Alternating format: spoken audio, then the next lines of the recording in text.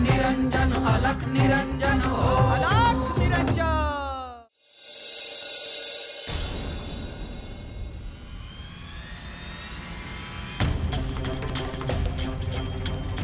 काय झालं पाटलीनबाई? आग कशी काय लागली होती?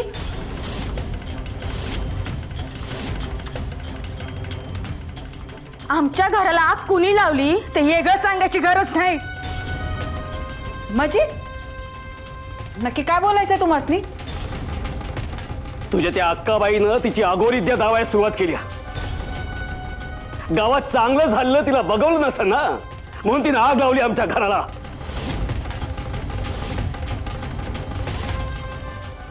अहो पंचक, हे काय बोलते हो तुम्ही? आम्ही इथं पाणी टाकून आगीच वय आलूया आणि अक्का बाईनच आम्हासनी इथं धाडलं हाय।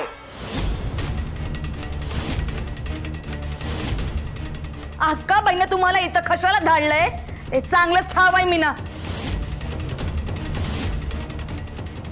समद जळून खाक झालंय की नाही तेच बघायला धाडलंय नव, त्यामुळं तिचं कौतिक आम्हासी सांगू नकोस। हे बघ, तुझ्या अक्काबाईनं आमचा किती बी छळवाद मांडला तरी नाथ बाबा आमच्या पाठीशी आहेत म्हणावं। आज त्यानीच आमच्या घराची आग विझवली आणि आम्हाला वाचवलं। या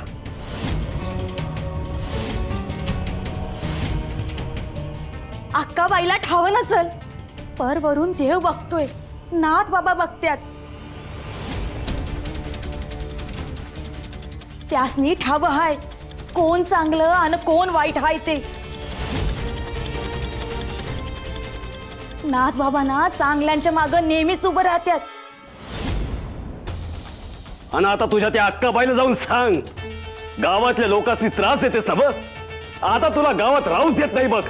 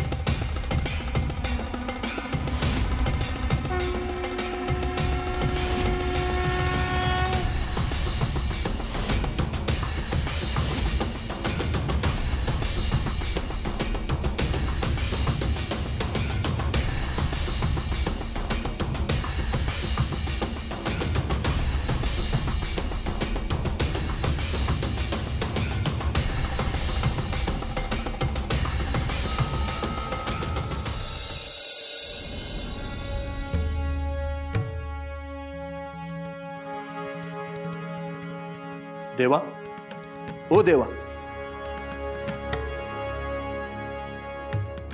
कोण? मी तुम्हासनी जेवण घेऊन आलोय। माझ्यासाठी? अरे पण मी तर तुला पहिल्यांदाच पाहतोय। तुम्ही मला पहिल्यांदाच बघताय, पण मी तुम्हाला 2-4 दिवस झालं बघतोय आणि तुमच्या संगती असताना त्यांना बी। अरे पण तू आम्हाला का पाहतोयस रोज? ते तुम्ही गाईगुरांना चारा देताय, मग भिक्षा मागताय, कुणाच्या घरी नगरात राहत नाहीत, कुणाकडून काही घेत नाहीत, इथं वनात येऊन राहतात। समद बघतोय आम्ही। आज तुम्हाला कोणी भिक्षा दिली नाही म्हणून तुमच्यासाठी घरी जाऊन जेवण बनवून आणलंय। आता तुम्ही मुक्या जनावरांना चारा पाणी करत्यात, मग तुमच्याकडे कोणी बघाय नको का म्हणून आलंय। भल्या माणसा, तू आमचा विचार केलास, आमच्यासाठी अन्न घेऊन आलास। तुझ्यासारखा पुण्यवान तूच, परंतु मला क्षमा कर, मी हे अन्न नाही घेऊ शकत। अहो, आमचं उष्ट नाही जी, तुमच्यासाठी बनवून आणलंय। नाही नाही, प्रभू रामचंद्रांनी शबरीची उष्टी बोरं खाल्ली, आम्ही तर केवळ साधू आहोत। आमचं तसं काही नाही, आम्ही केवळ भिक्षेतलं अन्न खातो। नाथपंथाचा तसा नियम आहे आणि तोच आम्ही कटाक्षाने पाळतो। अहो पण साधू बुवा, तुम्ही दोघं बी उपाशी आहेत। आता मी एवढ्या लांबून आलोय, घ्या की थोडंसं घ्या। नाही खाता येणार। मी तुझं प्रेम समजू शकतो, परंतु आज मी आणि माझे गुरु आम्ही दोघेही उपाशीच राहू। आम्हाला त्याची सवय आहे। भिक्षा आज मिळाली नाही तर उद्या मिळेल, आम्ही उद्या जेवण करू।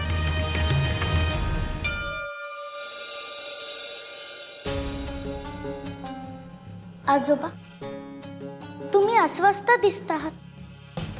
हे बघ श्रीपाद, मला कोणाशी वाद घालायला आवडत नाही आणि ह्या वयात ते मला नकोच असतं. पण समोर चुकीचं घडत असताना मला शांत बसवलं नाही रे. तुम्ही त्याच्या तोंडी लागायलाच नको हवं होतं. अगं सुमती, तो लोकांशी वाद घालत होता.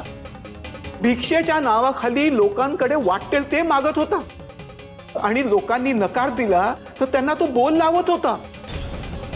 अगं म्हणून मी त्याला चांगलं सांगायला गेलो की बाबा रे, भिक्षा आहे चांगला संस्कार आहे, त्याला असा कलंक लावू नकोस. लोकांना न मागता जे काही मिळेल ते गोड मानून घे. तर त्यांनी ते सगळं ऐकलं आणि वर माझ्याशीच भांडायला लागला.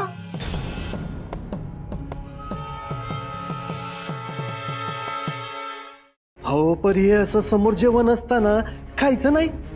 आमची शिकवणच आहे ती. जे भाग्यात आहे ते स्वीकारायचं, त्याचं दुःख बाळगायचं नाही. देवाचं नाव घ्यायचं आणि लोकांचं कल्याण करायचं. अयो, केवढं मोठं बोलला हो तुम्ही. लई मोठा विचार आहे बघा तुमचा. पर लोक तशी नाही आहेत ना. लोक कसे आहेत यावरून आपण कसं वागायचं हे ठरवायचं नाही. एक काम कर, ती टोपली माझ्याकडे दे.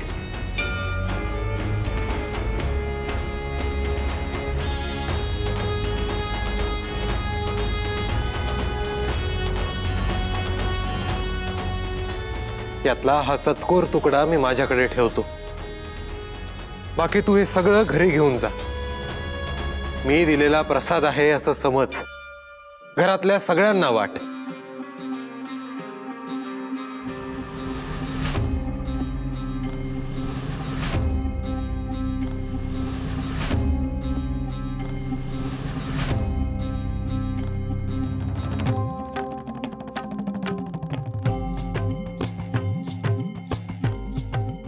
तुझ्या घरात अन्नधान्याचा तुटवडा पडणार नाही, हा या कानिफनाथांचा आशीर्वाद आहे. शुभम भवतु.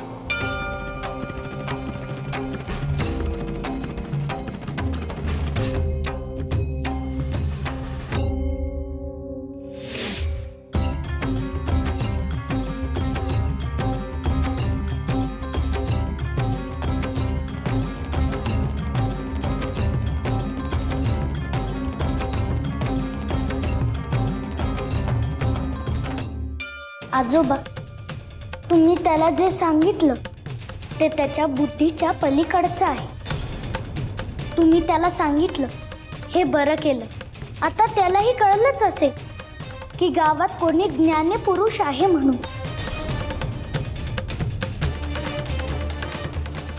बरोबर बोलतोय तू श्रीपाद. नाहीतर बाकीच्या लोकांनी तू सरळ सरळ येड्यातच काढतोय.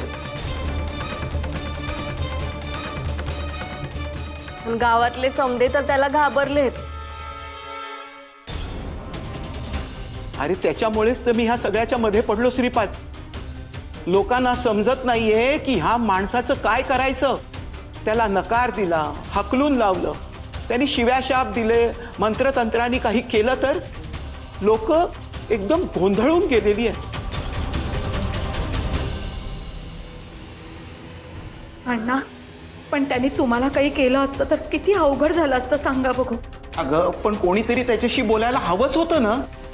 कधी कधी असे योगी तपस्वी येतात जे आपली परीक्षा बघत असतात. म्हणून मी त्याच्याशी बोलायला गेलो.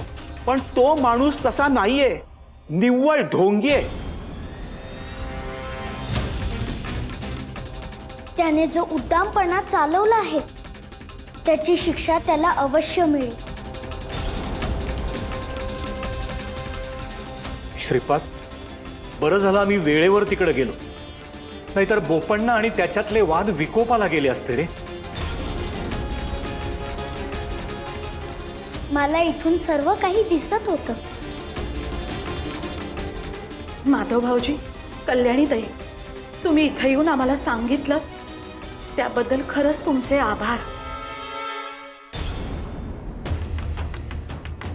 हाओ सुमतीताई, त्यात आभार कसले.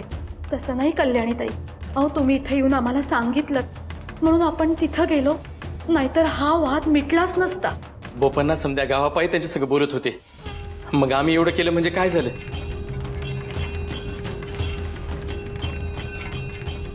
श्रीपाद, बाळा आता पुढं काय करायचं? हा माणूस असाच गावात गोंधळ घालत फिरेल का? नाही, तो लवकरच आपल्याही दारात येईलच.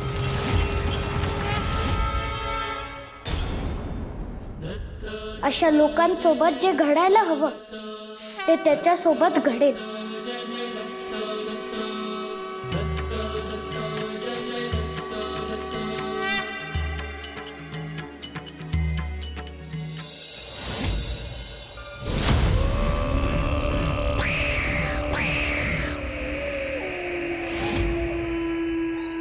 अक्काबाई, ते बघ, ते पंच इथेच येत आहे.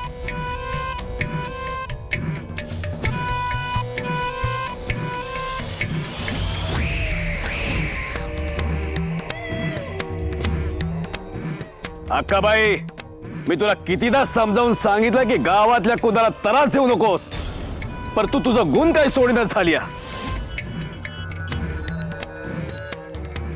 आमच्या गावात येऊन ठाण मांडून बसलीयस, तंत्र मंत्र करतीस आणि आता आमच्याच घराला आग लावलीस होय. हाव पंचबाई, मी तुम्हाला सांगितलं होतं ना व. आता अक्काबाई कशाला तुमच्या घराला आग लावल?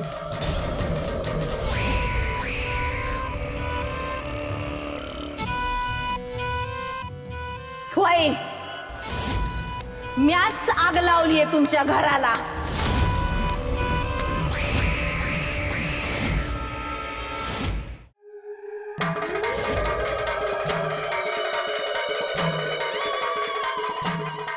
आज निस्ती घराला आग लावलीये. माझ्या वाटला आलास तर समध्या गावाला आग लावीन ही अक्काबाई.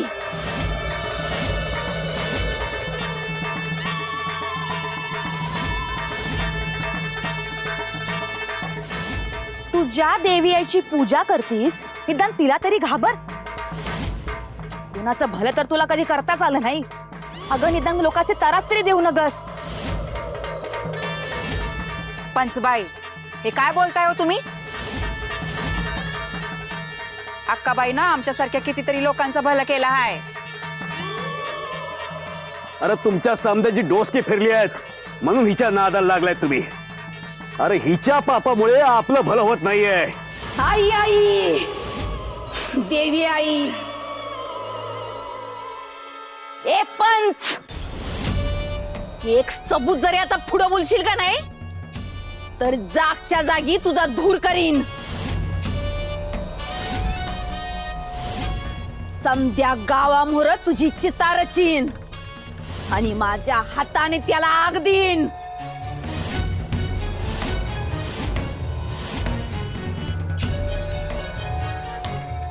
अक्काबाई, तू माझं काय बी वाईट करू शकत नाहीस, कारण आमच्या पाठीशी नादबाबा आहेत. आणि त्यांची कृपा ज्यांच्यावर असती ना त्यासनी तुझ्यासारखी अघोरी शक्ती काय बी करू शकत नाहीत. तू आमच्या घराला आग लावलीस नव, त्यातून बी आम्हाला त्यांनीच वाचवलंय. हे बघा गावकरी हो, तुम्ही समध्याने बघितलंय की गावाचं कोण वाटोळ करतंय आणि कोण भलं. हे बघा, नाथ बाबाच आपल्या सर्वांचं हित करत्यात. तर तुम्ही विचार करा की तुम्हाला कोणाच्या बाजूने राहायचंय ते.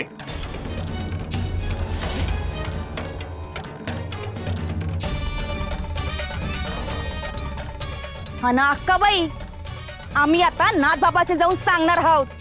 आता तेच तुला शिक्षा करत्याल.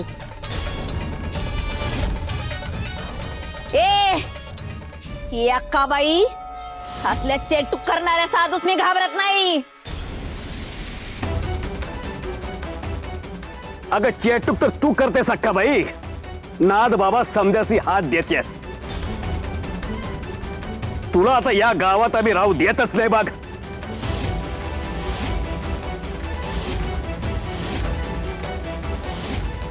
मी बघतेच मला ह्या गावाच्या बाहेर कोण काढतंय ते तुला बी लवकर दिसन. वाईट लोकांसाठी नाथबाबांचा कोप काय असतो ते.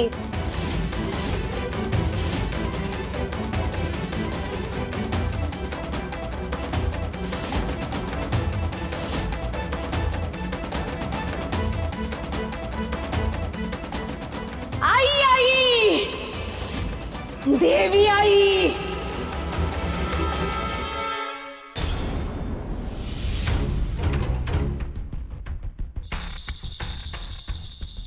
देवा, ओ देवा, देव कुठं गेलं? हवं आपण तर त्यास हेच भेटत असतो या. तेच म्हणतोय मी, पण गेलं कुठं देव? देवा, ओ देवा, ओ देवा, देवा, बाबा, नाथ बाबा. देवा, असं कसं झालं? ओ येईना म्हणजे आसपास बी नाहीत बघा ते. हवं आपल्याकडून काही चूक तर नाही घडली ना, ज्यामुळे ते नाराज होऊन निघून जातील? नाही नाही, असं काही घडलं असेल असं वाटत नाही मला. मग आता काय करायचं? आपण असं करूया, आपण गावात जाऊया आणि गावकऱ्यांनी घेऊन येऊ आणि हुडकू नाथबाबासनी. वय वय, चला चला चला. देवा, ओ देवा, नाथ बाबा, नाथ बाबा. देवा. अक्काबाई, मी एक बोलू का? नाही म्हणजे तुझी परवानगी असेल तर बोल तू. बोल. समदे गावकरी त्या साधू बुवा आणि त्या पंचांच्या मागे जायचं एकच कारण आहे, हे म्हणजे ते वीर.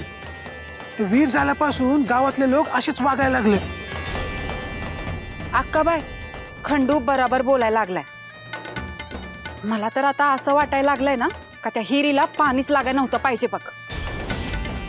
जेव्हापासनं त्या हिरीला पाणी लागलंय ना व, तेव्हापासनं ते साधू बुवा लोकांसाठी देव झाल्या. ते देव.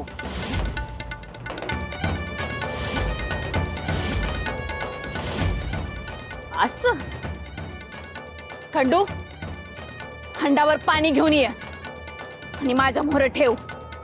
वय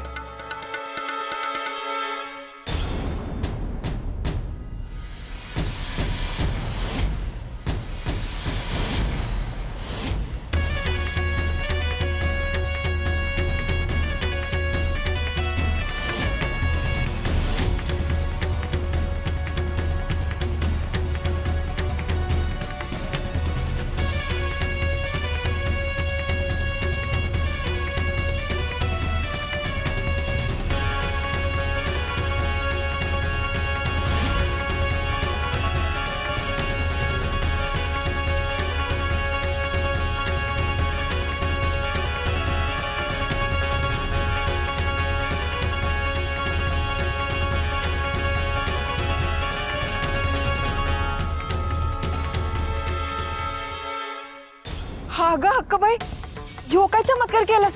आणि यातलं पाणी कुठं आहे? अक्काबाई, हे काय कोड आहे?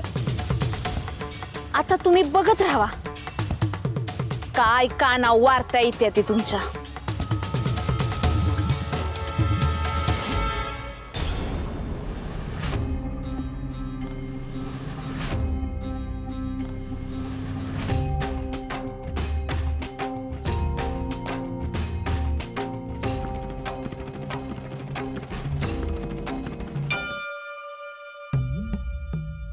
या पंच, शुभम भवतो.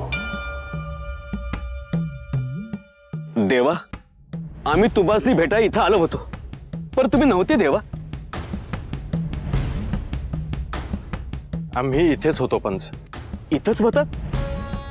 मग आम्हासनी दिसला कसं नाही?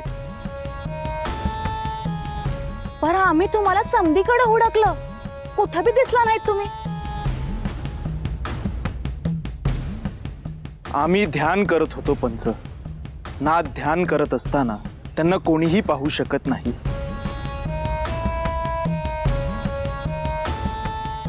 अव देवा, त्या अक्काबाईनं तिची वाईट विद्या दावायला सुरुवात केली आहे बघा.